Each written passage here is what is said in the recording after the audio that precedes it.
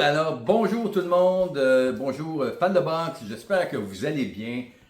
On est en plein été, on s'en va vers le mois de juillet. On a eu un mois de juin un petit peu pas chaud, pas vraiment chaud, avec beaucoup de pluie, mois de juillet. Donc on va parler de boxe aujourd'hui, on va parler donc d'un combat qui s'en vient ce week-end. Un combat que je vous conseille, fans de boxe, qui va se passer au Barclays Center à New York ce week-end, donc soit le 27 juin. Et voilà, c'est Monsieur Xander Zayas qui va confronter le top Jaron, Boots Ennis, que vous connaissez. Tout le monde aurait aimé voir un combat entre Ennis et Bud Crawford, mais malheureusement, Bud Crawford a pris sa retraite. Ça ne sera pas possible de voir ce combat-là. Qui aurait gagné ce combat-là, vous pensez? Je pense que poser la question, c'est peut-être d'y répondre un petit peu, je ne sais pas. Bud Crawford, pas battable. Il s'est retiré, malheureusement, il s'est retiré, mais il est le grand champion. Bon, qu'on continue. Donc, il y a Zayas, un jeune combattant, 24 ans, je crois, un jeune combattant qui va se battre, donc un jeune homme aussi de 28 ans en Boots Ennis. Donc, voyez, exactement 23 ans, Zayas. C'est un fier compétiteur, quelqu'un qui vient de Porto Rico, qui est un à côté donc des États-Unis. Ils n'ont pas le droit de voter, mais ils font partie donc des États-Unis. Qu'est-ce que je pourrais dire? C'est un champion donc à 154 livres, n'est-ce pas? 5 et 10, il a 23 combats à son actif, 23 victoires. Et puis 13 KO. Donc, ce n'est pas un gros puncher, c'est un technicien, c'est quelqu'un qui bouge bien sur le ring, très rapide. Il joue avec sa rapidité. Donc, ça va être un combat qui va être très rapide aussi, parce que Boots est un peu moins rapide, mais très rapide aussi. Donc, ça va être un combat, j'espère que ça va être un combat à distance pour Xander Zayas contre Boots Ennis. Ça serait un combat idéal pour lui. Et de ne pas trop se coller sur Boots Ennis et sa force de frappe, fan de boxe, parce qu'il a une force de frappe incroyable, Boots, avec 36 combats à son actif, et puis 31 KO, imaginez-vous donc. Donc, très dangereux, un très gros puncher, à 154 livres, fan de boxe.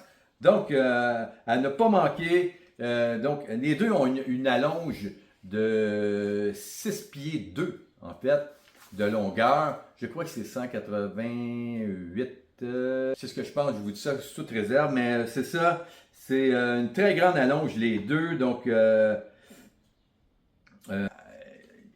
combat espéré aussi.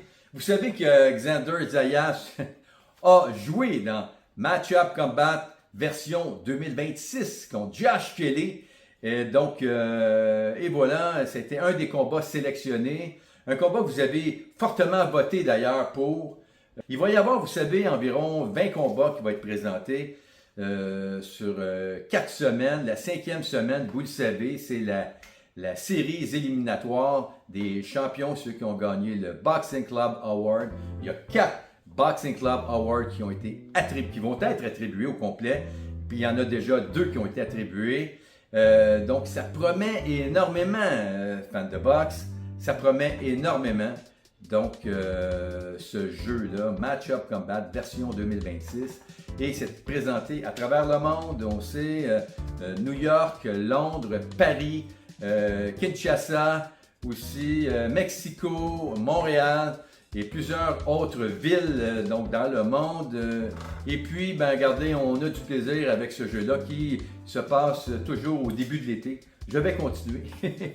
Il y a aussi donc un autre combat qui s'en vient fin août. Pour moi, ça va être le plus beau combat de l'été, qui est Filip Hrgovic, un monstre, 6'6", ce monsieur-là, 34 ans, donc un Croate, qui va se battre contre Moises Itoma, qui est donc en Angleterre, le combattant en Angleterre, donc le combattant en ascension en Angleterre. Et ça a été donc quelqu'un qui a gagné donc la médaille d'or, je pense, au championnat d'Europe.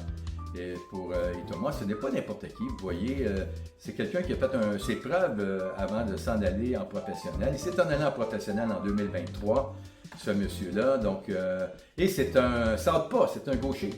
Donc, ça va être intéressant de le voir se battre contre monsieur Hrgovic, qui est un monstre, comme je l'ai mentionné, des Animal. C'est un monstre, très gros bonhomme, ce monsieur-là. Et puis, très fort, il a une force de frappe extraordinaire. Il est réputé pour ça.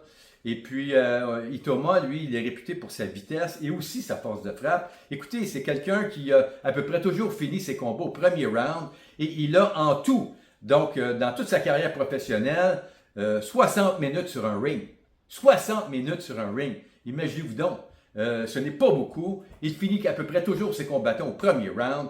Et son père lui a dit, dans certains cas où est-ce que ça traînait, il lui a dit, pourquoi tu n'as pas fini ça plus rapidement que ça? Mais son fils est parti à rire. Il dit, écoute là, vas-y pas trop fort, là, je fais vraiment mon possible.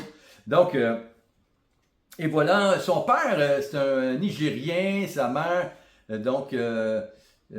c'est une Slovaque, je crois. Donc, ça fait un mélange de champions, imaginez-vous donc, un mélange de champions. Donc, Moïse Itoma, qui a commencé à se battre, il avait 9 ans, et puis il a déménagé donc, de sa région.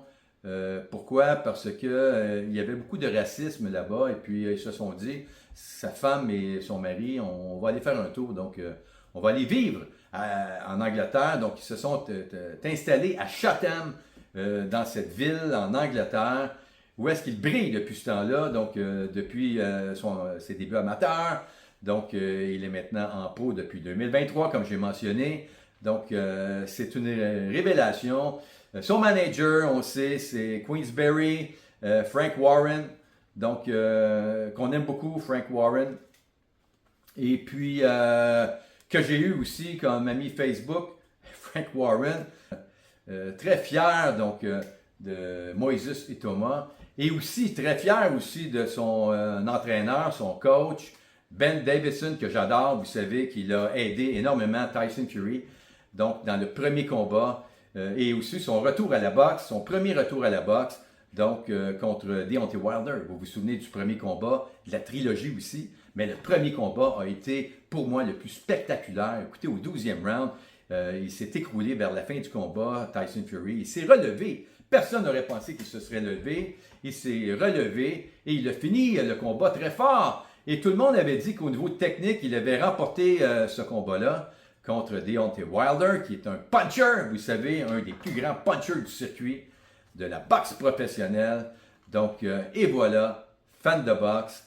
Et que j'ai aussi donc sur Matchup Combat cette année. On a des prestigieux adversaires sur Matchup Combat cette année.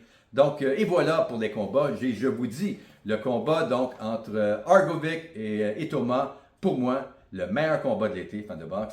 Mon nom est Rick, la plateforme Boxing Club qui vous souhaite une belle journée, un bel été aussi. Pas une belle été, mais un bel été. Et je vous souhaite donc d'avoir du plaisir, de vous reposer. On se revoit pour un autre combat de boxe, fan de boxe. Merci, au revoir.